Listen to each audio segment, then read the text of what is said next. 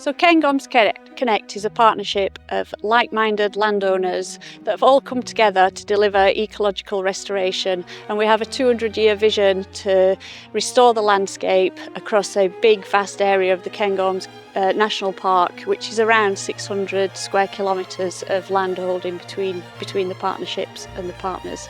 The partners are RSPB Scotland, Wildland, Nature Scot and Forest and Land Scotland.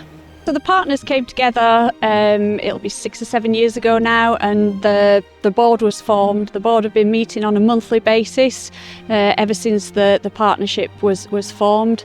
We have a memorandum of understanding that sets out what the partnership's goals and aims are, and then there's various groups meet to develop partnership plans. So we have a land managers group, we have a deer management group, we have a comms and engagement group, and that way it's a regular way of sharing ideas, sharing our vision and building ideas for the future. So Cairngorms Connect is a connected landscape.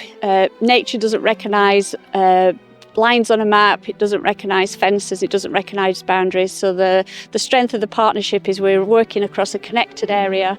We're creating a resilient landscape where nature will be more resilient to climate change in the future.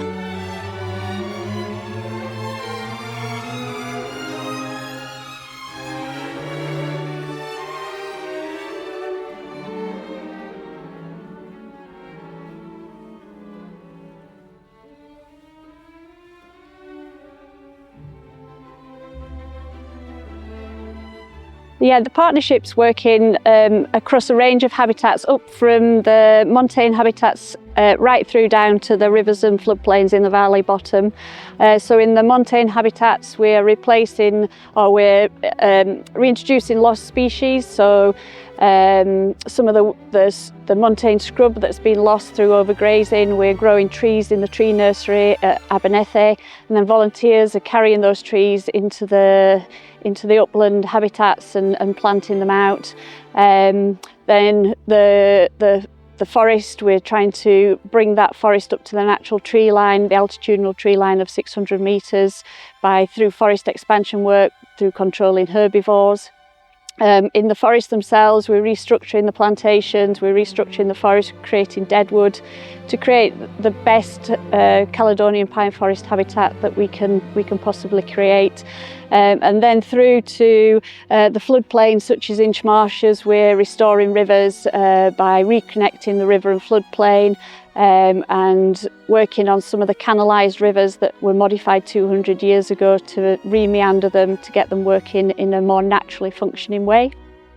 So all our work is based on science and monitoring, so we take the best evidence that we can and apply that to the restoration that we're doing. We're also heavily monitoring the restoration that we're doing to be able to tweak what we're doing, to be able to look to see if it's delivering the results we want, so that we can then implement any changes we need in our land management practices.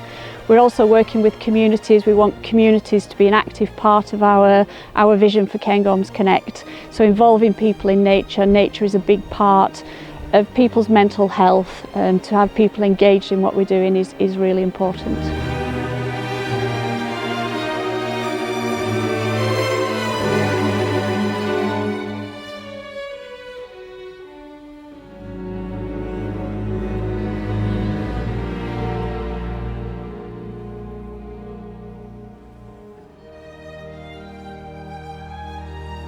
We're also working with quite a few rare and endangered species, such as the aspen hoverfly and the dark-bordered beauty moth.